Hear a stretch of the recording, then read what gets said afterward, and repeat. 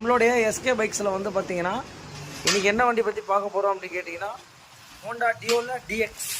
இந்த வெஹிக்கிளில் வந்து பார்த்தீங்கன்னா இந்த இதான் வந்து ரீசார்ஜபிள் லைன் ரெக்டிஃபயர் அப்படின்னு சொல்லுவாங்க.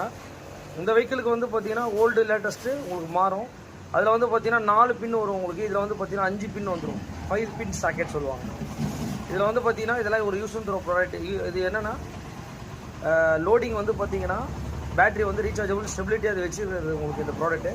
இது இப்போ என்ன ஆயிருக்குன்னா இது எந்த இடத்துல வரும்னா ஃப்ரண்ட் ஷீல்டு கைட்டணும்னு இந்த இடத்துல வரும் உங்களுக்கு.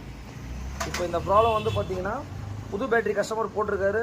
போட்டு பேட்டரி வந்து பார்த்தீங்கன்னா ஆட்டோமேட்டிக்கலி வந்து பேட்டரி டவுன் ஆகிடுது. இதோடைய பார்ட் நம்பர் மெயினாக பார்த்துக்கோங்க. இதோடைய பார்ட் நம்பர் வந்து பார்த்தீங்கன்னா 600K86D01. இதோட ரேட்டு வந்து பார்த்தீங்கன்னா 1047 ரூபா கிட்ட வரும் உங்களுக்கு. இது வந்து ஃபுல் யூனிட்டாக வரும் உங்களுக்கு. இந்த ரெக்டிஃபயர் எப்படி இருக்குன்னு கேட்டிங்கன்னா புதுசு வந்து பாருங்கள் இப்படி தான் இருக்கும் உங்களுக்கு. இப்படி தான் வரும். இது எப்படி ஃபிக்ஸ் பண்ணுறதுன்றதை பார்த்துலாம். இது வந்து பார்த்தீங்கன்னா ஜஸ்ட் ஒரு சாக்கெட் டைப் தான். கரெக்டாக வந்து அந்த பொசிஷனில் வச்சுட்டு அதை அப்படியே ப்ளக்கின் பண்ண வேண்டியதான்.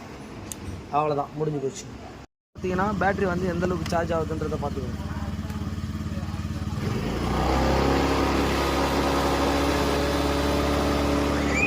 கம்மியாகுது.